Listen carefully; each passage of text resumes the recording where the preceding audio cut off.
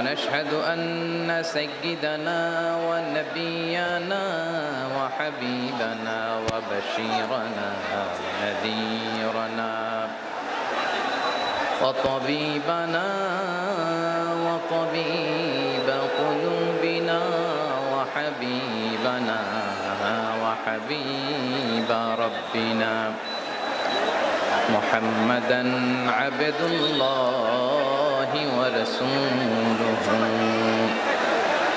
أرسله بالحق بشيرا ونذيرا وداعيا إلى الله بإذنه وسراجا منيرا أما بعد فقد قال الله تعالى في كلامه المجيد وفي فرقانه الحميد أعوذ بالله من الشيطان الرجيم بسم الله الرحمن الرحيم ولا تسبوا الذين يدعون من دون الله فيسبوا الله عدوا بغير علم كذلك زينا لكل أمة عملهم ثم إلى ربهم مرجعهم فينبئهم بما كانوا يعملون إن الله وملائكته يصلون على النبي يا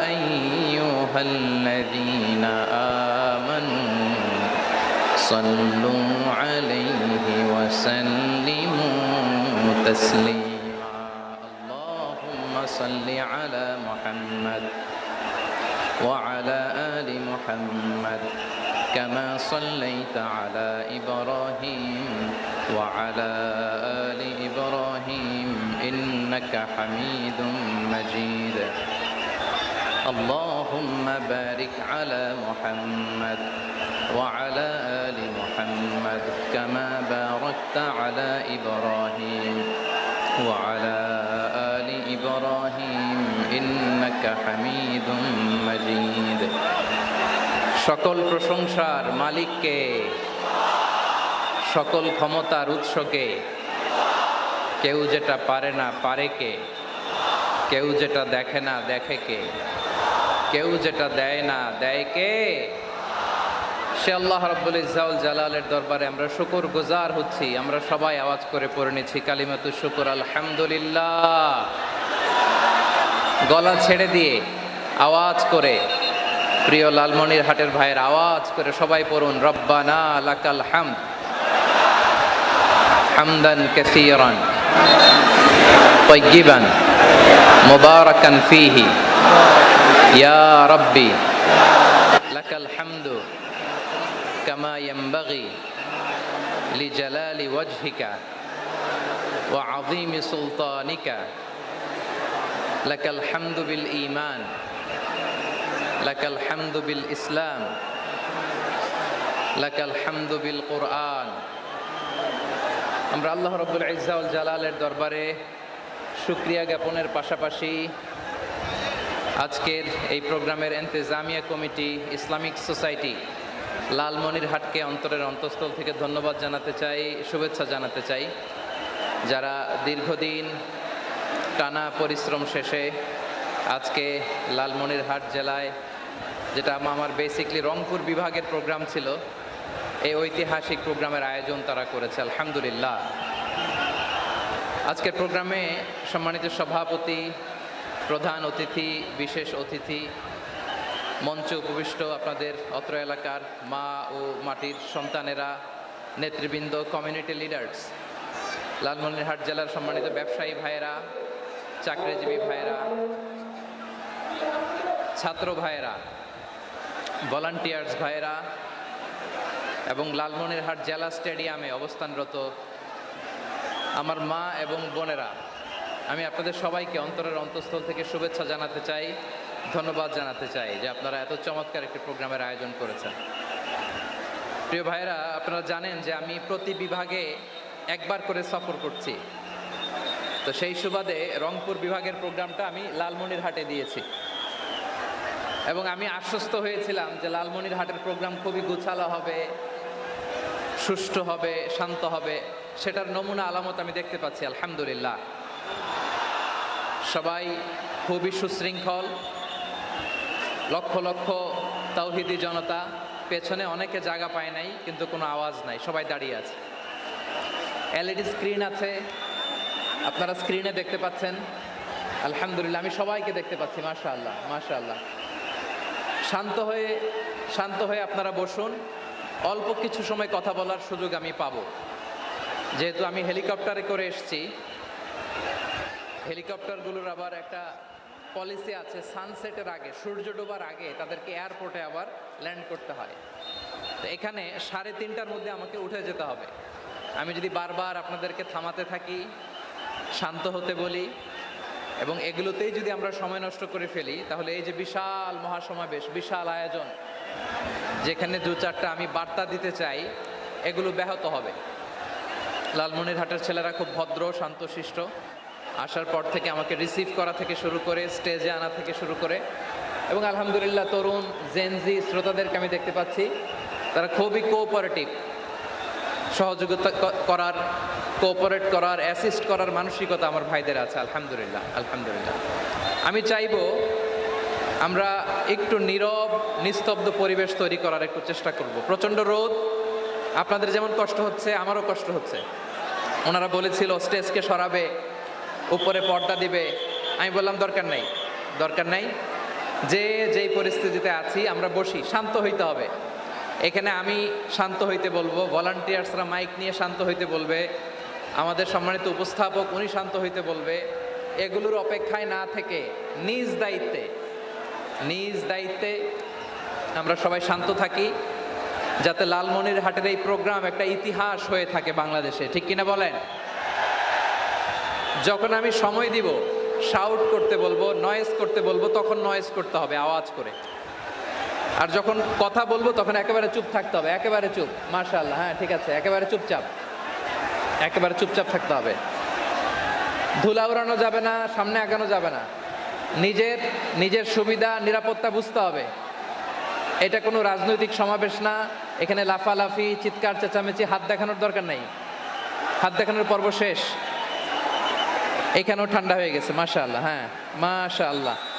আমাদের ভলান্টিয়ার্স ভাইরা, আমাদের স্বেচ্ছাসেবক ভাইরা, আইন শৃঙ্খলা রক্ষাকারী ভাইরা অনেক চেষ্টা করতেছে, মাশাআল্লাহ। Very good, I am very happy to C this scenario, মাশাআল্লাহ আলহামদুলিল্লাহ। আমি একটু দেখতে চাই যে রংপুর বিভাগের কে কোন জেলা থেকে আপনারা এসছেন। কুড়িগ্রাম থেকে কারা এসছেন দেখি? কুড়িগ্রাম, মাশাআল্লাহ মাশাআল্লাহ। আচ্ছা, গাইবান্ধা জেলার কে আসছেন? গাইবান্ধা, হ্যাঁ মাশাআল্লাহ। ঠাকুরগাঁও অনেকে আসছেন। দিনাজপুর জেলা থেকে, মাশাআল্লাহ। নীলফামারী, ঠিক আছে, ফি আমানিল্লাহ। পঞ্চগড় অনেক আসছে। রংপুর,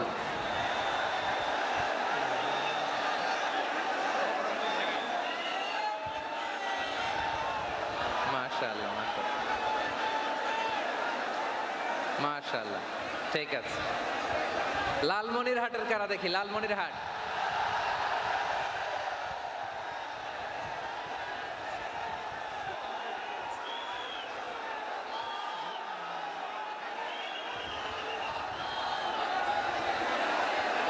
মাশাআল্লাহ মাশাআল্লাহ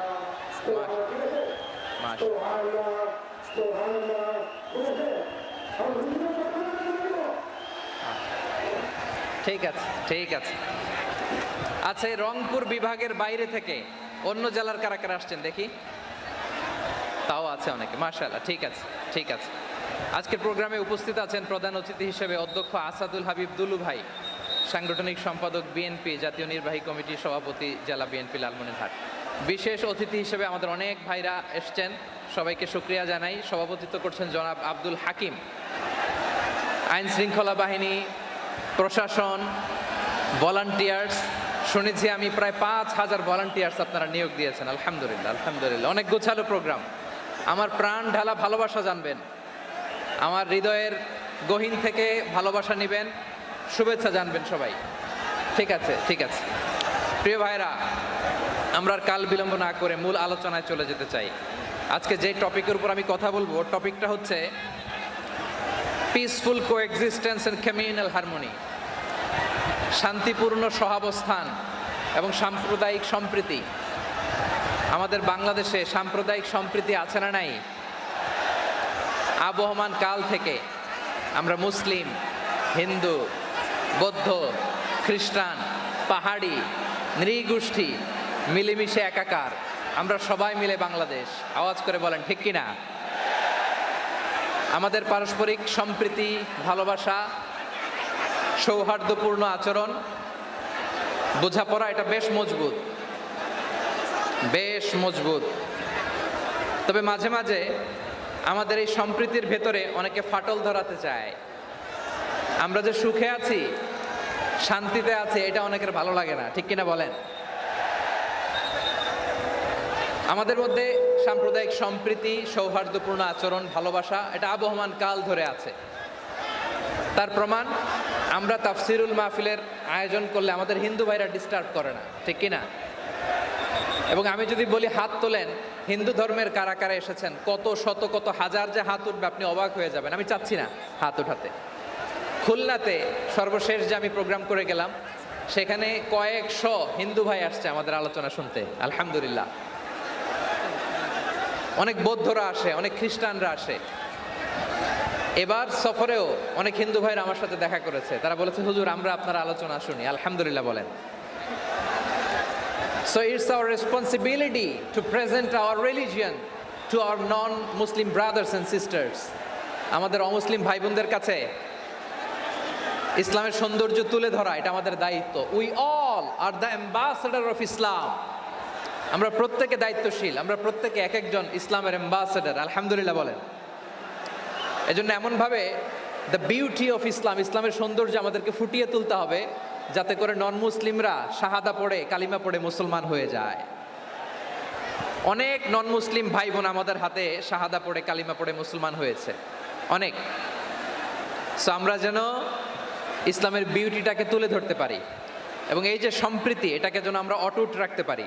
আদতে আদতে বাংলাদেশের ইতিহাস বলে আমাদের দেশে কোনো দাঙ্গা নাই। আছে?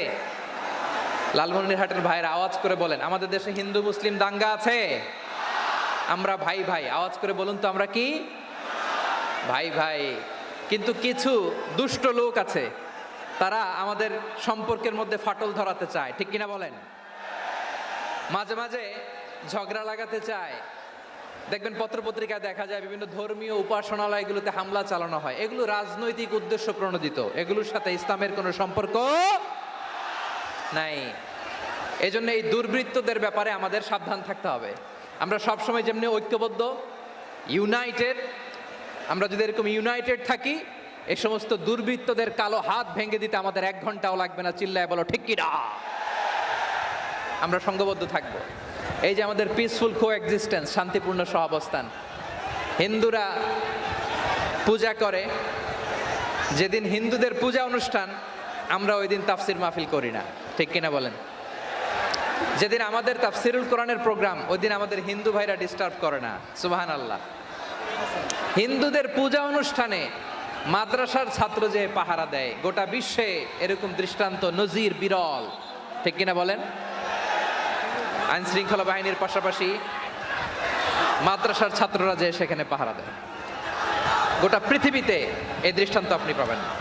মাদ্রাসার ছাত্ররা, তারা তো কোরআনের ধারক, তারা হাদিসের ধারক, তারা কেন মন্দির পাহারা দিবে? এই সম্প্রীতিকে ধরে রাখার জন্য, এই সৌহার্দ্যকে ধরে রাখার জন্য, আমাদের পারস্পরিক ভালোবাসাকে অটুট রাখার জন্য। আওয়াজ করে বলতে হবে ঠিক কিনা? এখন বলেন, আমাদের এই ভালোবাসা অটুট থাক, আমরা চাই কি চাই না? আমরা হিন্দু মুসলিম মিলেমিশে শান্তিপূর্ণ সহাবস্থান, সাম্প্রদায়িক সম্প্রীতি, লালমনিরহাটের ভাইয়ের আওয়াজ করে বলুন, এই সাম্প্রদায়িক সম্প্রীতি আমরা চাই কি চাই না? আল্লাহ এই দেশকে তুমি বরকতময় করো, বাংলাদেশকে তুমি শান্তিময় করো। আওয়াজ করে সবাই বলেন আমিন। এই জায়গাটাতে সামান্য একটু আওয়াজ হচ্ছিল, এটাও থেমে গেছে, আলহামদুলিল্লাহ আলহামদুলিল্লাহ। এখন একেবারে everything is in my control, মাশাআল্লাহ। ঠিক আছে, আমি মূল আলোচনায় যাই। প্রিয় ভাইরা, আমি বলেছিলাম আমার আলোচনার বিষয় হচ্ছে শান্তিপূর্ণ সহাবস্থান, সাম্প্রদায়িক সম্প্রীতি। আমরা দেখব ইসলাম আমাদেরকে কি কি দিক নির্দেশনা দেয়। শান্ত হইতে হবে, খরগোশের কানের মতো কান দুটো আমার দিকে করে রাখেন। আমি এখনো উঠে যাব, হাত নাড়ায় লাভ নাই, আমি উঠে যাব। তাকায় থাকো আর কান খাড়া, আওয়াজ হবে না। হ্যাঁ, মাশাআল্লাহ মাশাআল্লাহ, ঠিক আছে। আমরা দেখব যে রাসূল সাল্লাল্লাহু আলাইহি ওয়াসাল্লাম এই পিসফুল কোএক্সিস্টেন্সের জন্য আমাদের কি শিখিয়েছেন, কি কি গাইডলাইন দিয়েছেন। আমরা 1 2 3 4 করে এগুলো আপনাদের সাথে শেয়ার করব। আমি আপনাদের খেদমতে সূরাতুল আনআমের 108 নম্বর আয়াত তেলাওয়াত করেছি।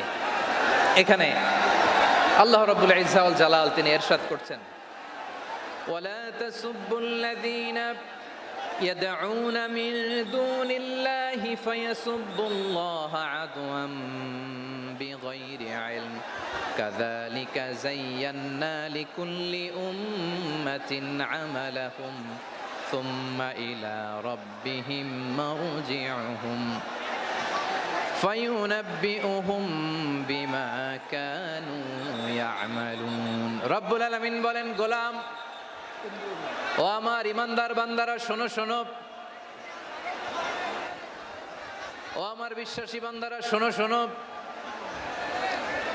লা তাসুব্বুল্লাযীনা ইয়াদউনা মিন দুনিল্লাহ ফায়াসুব্বুল্লাহা আদওয়াম বিগাইরি ইলম। ও আমার বিশ্বাসী বান্দারা, যারা আল্লাহকে ব্যতি রেখে, আল্লাহকে বাদ দিয়ে অন্য উপাস্যকে ডাকে, দেবীর পূজা করে, দেবতাদের পূজা করে, তোমরা খবরদার তাদের গালি দিও না। আওয়াজ করে বলেন, কি দিও না? আল্লাহ বলেন, ও বিশ্বাসীরা শোনো, যারা আল্লাহকে বেছে রেখে দেব দেবীর পূজা করে, অন্য উপাস্যের পূজা করে, তাদেরকে ডাকে, ওই দেবতাদেরকে তোমরা গালি দিও না। যদি ওই দেবতাদেরকে গালি দাও তাহলে ভুলবশত, শত্রুতাবশত তারা তোমাদের রব আল্লাহকে গালি দেবে, ঠিক কি না? তোমরা যদি তাদের দেবতাদের গালি দাও, ওরা রেগে তোমার আল্লাহরে গালি দিবে, তাহলে আল্লাহরে গালি খাওয়ানোর কারণ হয়ে গেলাম আমি, ঠিক কি না? বলেন।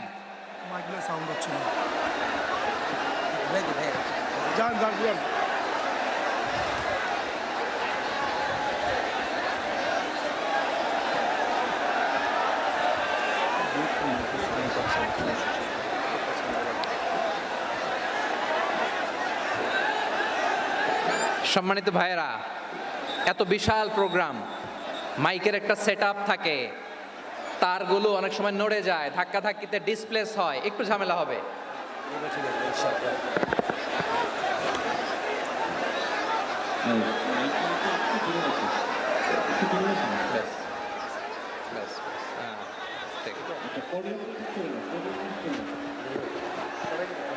ঠিক আছে, একটু একটু সমস্যা হবে মাঝে মাঝে। আপনারা শান্ত থাকলে, শান্ত থাকতে হবে। এইভাবে সাউন্ড নাই, এই নাই, এই বলতে বলতে আমার সময়ও নাই, উঠে যেতে হবে। এগুলো বোকামি।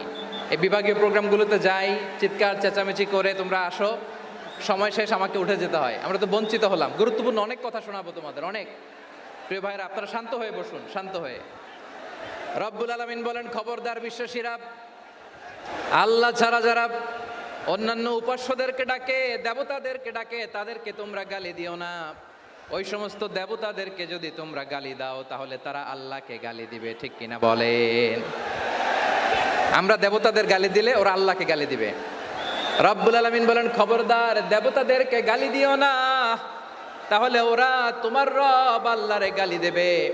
প্রতিটি জাতির জন্য তাদের কাজকে আমি আল্লাহ সুশোভিত করে রেখেছি, তারা সবাই একদিন আমার কাছেই ফিরে আসবে, এরপর আমি রব্বুল আলামিন তাদের আমলনামা তাদেরকে জানিয়ে দেব। সুবহানাল্লাহ পড়ে। প্রিয় ভাইয়েরা, আল্লাহ তাআলা বলেছেন খবরদার গালি দিও না। আদেশটা কার? আওয়াজ করে বলেন তো। হিন্দুদের দেবতা দেবদেবীদেরকে গালি দেওয়া যাবে না। আওয়াজ করে বলুন প্রিয় ভাইয়েরা, এই আদেশটা কার? এই আপনাদের গলার আওয়াজ। অন্য ধর্মের দেবতাদেরকে যে গালি দেওয়া যাবে না, এই আদেশটা কার? আরো জোরে বলুন কার? গালি দিবেন কোন দেবতাকে? দিবেন? যদি দেন তাহলে ওরা আল্লাহরে গালি দিবে, তাহলে আল্লাহরে গালি খাওয়াইলো কে? আপনি, ঠিক কিনা বলেন? আমি আল্লাহকে গালি খাওয়ানোর কারণ হলাম, কারণ আমি যদি গালি না দিতাম ওরা আমার রবকে গালি দিত না। আওয়াজ করে বলেন ঠিক কিনা? তাহলে প্রিয় ভাইয়েরা, ইসলাম আমাদেরকে শিখায়, সূরাতুল আনআমের 108 নম্বর আয়াত থেকে আমরা বুঝলাম কোনো ধর্মকে ছোট করা যাবে না। অন্য ধর্মকে ছোট করা মানে ইসলামকে ছোট করা। অন্য ধর্মের দেবতাকে গালি দেওয়া মানে আল্লাহকে গালি খাওয়ানো। আওয়াজ করে বলেন ঠিক কিনা? খবরদার, এটা করা যাবে না।